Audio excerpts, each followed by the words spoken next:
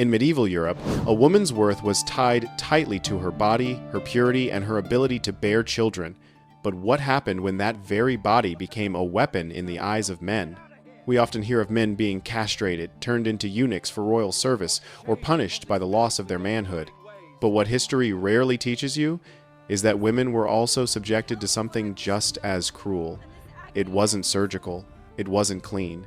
It was punishment by destruction. And its purpose? To completely strip a woman of her femininity, to silence her sexuality, to destroy her ability to reproduce, and to make her an example. These weren't isolated cases. Across dungeons, courtrooms, and execution grounds, especially in times of war, religious paranoia, or personal revenge, women were subjected to unspeakable brutality. And most of that brutality was aimed right between their legs. When we hear the word castration, we think of a knife, men, and the removal of testicles. But when applying that word to women, the definition becomes murky, even more brutal, and far more ignored. Female castration in the Middle Ages didn't follow a strict definition, because it was not a recognized legal punishment. It wasn't written in law books or recorded like male castration. Instead, it existed in the shadows as a set of cruel practices, driven by revenge, fear, and domination. So, what did it look like? Sometimes, it was the mutilation of the internal organs or external genitals with sharp objects or hot irons. A woman accused of adultery, promiscuity, or even seduction could have her parts cut off, her body mutilated, or her genitals burned as a way to remove her sin. In these instances, the aim was clear: to punish the woman by targeting the very part of her body society believed caused temptation and shame. In other cases, torture tools like red-hot tongs or searing irons were inserted into the body as part of public executions or to force confessions, especially during witch trials. This wasn't just physical pain, it was humiliation. It was an erasure of femininity carried out by men who believed they were purifying her soul or defending their honor. The term female castration is also used by some historians to describe forced sterilization or the removal of reproductive function not through advanced medical surgery, but through blunt physical trauma and brutal torture. There are recorded incidents of women being beaten repeatedly in the lower abdomen until they bled internally, or being impaled with objects that destroyed the uterus, all without anesthesia, all done as punishment. These acts were rarely documented in official court records. Why? Because they were not meant to be preserved. They were often carried out in dark dungeons, behind closed monastery doors, or at the whims of a powerful man with no one to answer to. Their impact was devastating. These women were robbed of their ability to have children, stripped of their sexual identity, and branded as ruined, both physically and socially.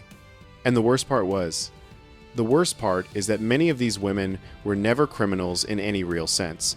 Some were punished for being too beautiful, some for being too outspoken, too independent, or simply for being in the wrong place at the wrong time and getting the wrong man's attention. This was not about justice, it was about control.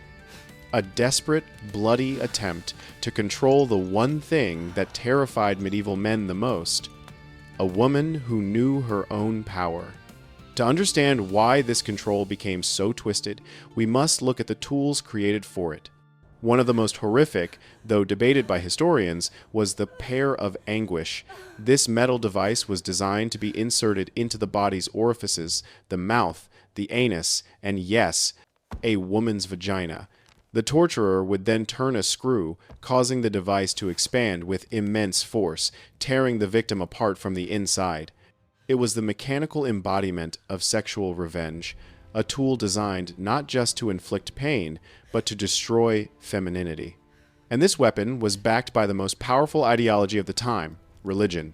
In the Middle Ages, Europe was ruled not just by kings, but by beliefs. Beliefs that women were naturally weaker, morally fragile, and spiritually suspicious. Religious doctrine often painted women as the daughters of Eve, the original sinner, the one who led man astray. So, in the eyes of the church and the law, a woman's body was not hers. It belonged to her father, her husband, or her God. And any woman who dared to break free of that control was not seen as brave. They were seen as dangerous. Purity was everything. A woman's virginity before marriage was guarded like treasure. Her faithfulness in marriage was demanded without question. And her obedience to her husband, the priest, and society was enforced with an iron fist. When a man stepped out of line, he might be whipped, fined, or imprisoned. But when a woman defied expectations by cheating, rebelling, speaking too freely, or even being the victim of a rape, she was often the one who got blamed and punished. And those punishments reveal a hatred aimed squarely at her body. In some places, adulterous women were paraded naked through the streets, their hair shaved off, their faces smeared with ash or excrement. In others, they were burned with hot irons, or forced to wear humiliating devices like the scold's bridle, a metal mask with a tongue clamp. But some punishments went even further. When the goal was not just shame, but destruction, her femininity itself became the target. Why? Because in a society obsessed with control, nothing was more threatening than a woman who owned her body. So, female genital mutilation, though rarely written about, became a dark undercurrent in the enforcement of gender roles. It could be carried out by vengeful husbands, religious inquisitors, or sadistic torturers. Some women were mutilated in ways meant to erase their sexuality, fertility, and dignity all at once. And the worst part? It was often done not in secret, but in public, as a warning. This is what happens when a woman forgets her place. This wasn't just punishment. This was psychological warfare waged against half the population, using their own bodies as battlegrounds. And as we dig deeper into the brutal specifics, one thing becomes clear. They didn't just want to hurt these women. They wanted to make them unwomen. If the Middle Ages had a face of terror for women, it was the witch trials. A toxic mix of religion, superstition, and raw misogyny. It was an era where being a woman was dangerous, and being a different woman was a death sentence. Between the 15th and 17th centuries, thousands of women were accused of witchcraft across Europe, and what began as whispers in the village often ended in fire, rope, or iron. But before the execution came the interrogation, and in many cases, that meant torture. And the target of that torture? It was precisely the woman's body. Church inquisitors, often men cloaked in holy robes, believed the female body was a vessel for evil. That Satan himself had left marks on a witch's flesh, marks invisible to the naked eye, but discoverable through painful searches. And so began one of the most grotesque rituals of control in medieval Europe. Women were stripped naked in cold stone chambers. Their bodies were examined, poked, and prodded by male clerics looking for witches' marks, moles, scars, even birthmarks. Can you even imagine that humiliation? Being stripped bare and scrutinized by the very men who held your life in their hands? The notorious book Malleus Maleficarum, Hammer of Witches, went even further, arguing that women were inherently more carnal and lustful, and therefore far more susceptible to the devil. This book essentially gave torturers permission to do the unthinkable. And the search did not stop at the surface. In some cases, the torture became deeply invasive. They used sharp objects, red-hot irons, or iron instruments, not just to extract confessions, but to punish the demon inside them. Some had spikes forced into their bodies. Others were burned internally with searing irons. This wasn't just torture. This was symbolic destruction. They believed the female sex was the gateway to sin, so they sought to destroy it. Worse still, these acts were often justified as acts of purification. Clergymen believed they were saving souls by destroying flesh, a sick, twisted logic that turned rape and mutilation into holy work. The victim was bound, gagged, and this sexualized torture was carried out in the name of God.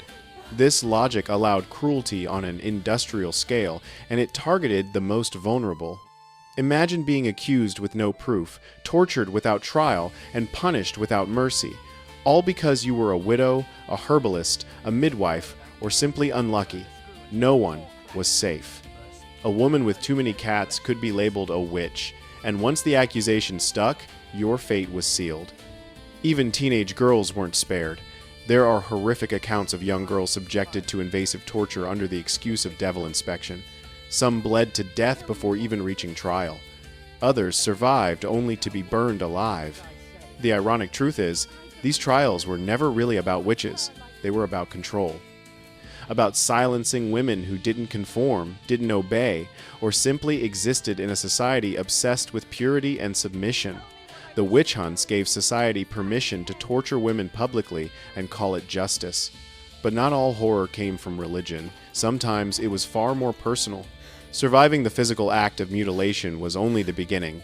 For the women who lived through the horror of castration-like punishments in the Middle Ages, the real sentence came after. It came in whispers, in isolation, and in a lifetime of shame. In medieval society, a woman's value was tied almost entirely to her fertility, purity, and obedience. So what happened when those were taken from her? She was no longer seen as a woman. She was seen as an empty shell, a body stripped of purpose, defiled, and unworthy of love or marriage.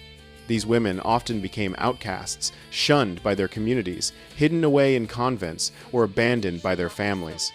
They were blamed for the violence done to them, as if the mutilation proved their guilt rather than their suffering. They were considered ruined, unclean, touched by sin. Even the church, which claimed to offer mercy, often refused to help. They had been sentenced by society to a second death, a social death. Why did the church refuse? Because a woman who had lost her reproductive function or been sexually marked was believed to be spiritually impure. Many of these women became beggars, forced to live on the fringes of society. Others were locked away in asylums or poorhouses, where their mutilation became just another reason to forget them. There was no healing, no justice, no closure, just silence. The psychological trauma was immeasurable. Imagine enduring that pain, then being told that you are the one who should be ashamed. No counseling, no medical help, just a lifetime of whispers and a soul buried in secrecy. Some women went mad. Others took vows as nuns, not out of devotion, but because it was the only place left to hide. And some took their own lives, unable to live in a world that had so violently stolen their identity. This history reminds us that the worst cruelty is often hidden under the guise of morality. Hit subscribe and turn on the bell, because next week, we're examining a punishment designed to destroy reputation instead of the body. Being paraded in carts of shame and the death by public humiliation